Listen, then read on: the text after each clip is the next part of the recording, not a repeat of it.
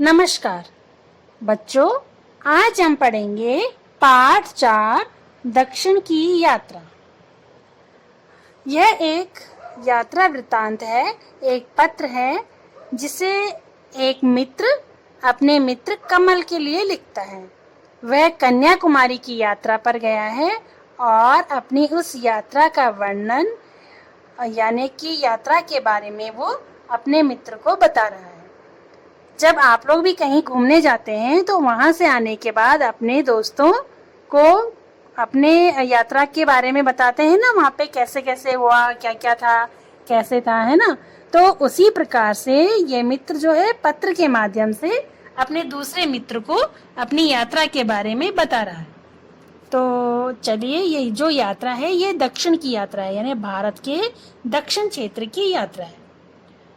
जो उसका मित्र है वो कन्याकुमारी की यात्रा करके आया है। कन्याकुमारी जो कि केरल में है और कन्याकुमारी भारत के अंतिम छोर यानी दक्षिण में है। अंतिम छोर मतलब दक्षिण में है, भारत के लास्ट कोने में है, जहां की यात्रा का वर्णन इस पाठ में किया जा रहा है एक पत्र के माध्यम से। तो चलिए पढ़ते हैं पहले पाठ परिचय कि जब हम कभी यात्रा पर जाते हैं तब उस यात्रा का वर्णन अपने मित्रों और घर के अन्य सदस्यों से करते हैं। इस पाठ में भी एक बच्चा अपनी कन्याकुमारी की यात्रा के बारे में अपने मित्र को पत्र लिखकर बता रहा है। तो वो पत्र में क्या लिख रहा है, चलिए पढ़ते हैं। प्रिय कमल, कमल उसके दोस्त का नाम है, ठीक है। बहुत दिनों से तुम्हारे साथ फोन पर बातचीत नहीं हो सकी। क्या कह रहा है कि बहुत दिन से फोन पर बात नहीं हुई है, तो इस बीच अगर तुमने कोई पत्र लिखा होगा तो वह भी मुझे हस्तगत नहीं हो सकता था। हस्तगत का मतलब है कि हाथ में आया हुआ या प्राप्त नहीं हो सकता था। क्यों नहीं हो सकता था? क्योंकि वह तो यात्रा करने गया हुआ था। दरअसल मैं अपने शिक्षक और सहपाठियों के साथ दक्षिण भारत के लगभग अंतिम छोर की यात्रा पर आया हूँ। कहाँ आया हूँ? यात्रा पर आया हूँ अपने शिक्षक और सहपाठियों के साथ, अपने दोस्तों, यानी कि वो स्कूल का टूर था। स्कूल से वो अपने अध्यापकों के साथ और अपने स्कूल के दोस्तों के साथ दक्षिण भारत की यात्रा पर गया था। यानी भारत के अंतिम छोर मतलब होता है कि अंतिम कोना, वहां पर आया हूँ। तो आज कुछ विश्राम मिलने पर तुम्हें यह पत्र लिखने बैठा हूँ, ठीक है। तो वहीं से वो पत्र लिख रहा है। आज से एक सप्ताह पहले हम कन्याकुमारी पहुंचे थे। मुंबई से कन्याकुमारी की यात्रा हमने रेलगाड़ी से की। क्या कहता है वो कि आज से एक सप्ताह पहले हम कन्याकुमारी पहुंचे और मुंबई से कन्याकुमारी की यात्रा हमने कैसे की? रेलगाड़ी से की। यात्रा के दौरान नारियल और ताड़ के पेड़ों की कतारें देखकर मन प्रफुल्लित हो गया।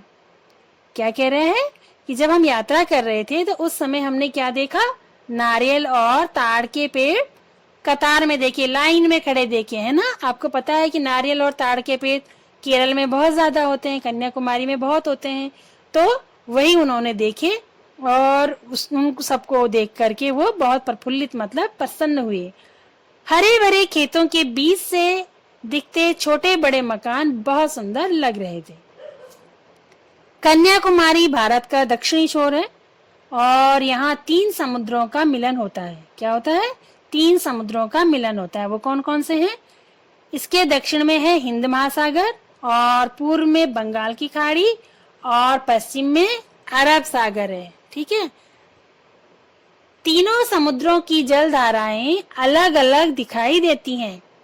इन समुद्रों के आसपास की रेत का रंग भी भिन्न भिन्न है। यहाँ हमने सूर्योदय और सूर्यास्त के दृश्य देखे। सूर्योदय और सूर्यास्त के इतने अनुपम दृश्य कन्याकुमारी में ही देखे जा सकते हैं। क्या बता रहा है वो अपने मित्र को पत्र के द्वारा? वो कह रहा है कि हमने 3 समुद्रों का मिलन देखा। वो 3 समुद्रों ने बताया कि भारत के दक्षिण में हिंद महासागर है, पूर्व में बंगाल खाड़ी है और पश्चिम में अरब सागर है। तो तीनों समुद्रों की जो जल धाराएं हैं, जो पानी है, वो अलग दिखाई देता है। यानी कि समुद्र के आसपास की रेत भी अलग अलग रंग की है। यहाँ हमने क्या देखा? सूर्य का उदय होते हुए देखा और अस्त होते हुए देखा। और सूर्य का उदय होना और अस्त होना यहाँ से बहुत ही रमणीय दिखाई दिया, सुंदर दिखाई दिया। कन्याकुमारी के समुद्र तट से थोड़ी दूरी पर विवेकानंद शिला स्मारक है। क्या है? विवेकानंद शिला स्मारक। यहाँ स्टीमर से पहुंचा जा सकता है, स्टीमर जो कि पानी में चलते हैं। स्मारक के पास पहुंचकर बड़ी शांति मिलती है। क्या कह रहा है? स्मारक किसे कहते हैं बच्चों? किसी महत्वपूर्ण व्यक्ति या घटना की याद दिलाने वाली निशानी को स्मारक कहते हैं। तो कहते हैं कि स्मारक के पास पहुंचकर, जो विवेकानंद जी की स्मारक है उसके पास पहुंचकर बड़ी शांति मिलती है। यही तमिल भाषा के महाकवि तिरुवल्लुर का स्मारक और उनकी विशाल प्रतिमा भी स्थापित है। और यहाँ से लौटकर हमने गांधी मंडप देखा। गांधी मंडप समुद्र के किनारे स्थित है। जो गांधी मंडप है वो कहाँ पर है? समुद्र के किनारे पर है। इस मंडप की दीवार से सागर की लहरें आकर टकराती हैं, यानी इतने समुद्र के इतने पास है कि वहां से लहरें आकर उससे टकराती हैं। कन्याकुमारी में चटाइयाँ, शंख, सीपियाँ और लकड़ी की बनी चीजें बिकती हैं। हमने शंख और सीपियों से बने खिलौने खरीदे। मैंने तुम्हारे लिए भी एक शंख खरीदा है। तुम्हारा अभिनव।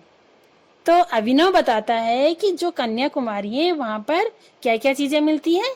लकड़ी से बनी हुई चटाइयाँ मिलती हैं, शंख और सीपियाँ समुद्र से मिलती हैं, समुद्र है पास में तो इसलिए शंख और सीपियाँ मिलती हैं। और सीपियाँ और शंखों से बने हुए खिलौने भी मिलते हैं। तो वो कहता है कि मैंने तुम्हारे लिए भी एक शंख खरीदा है।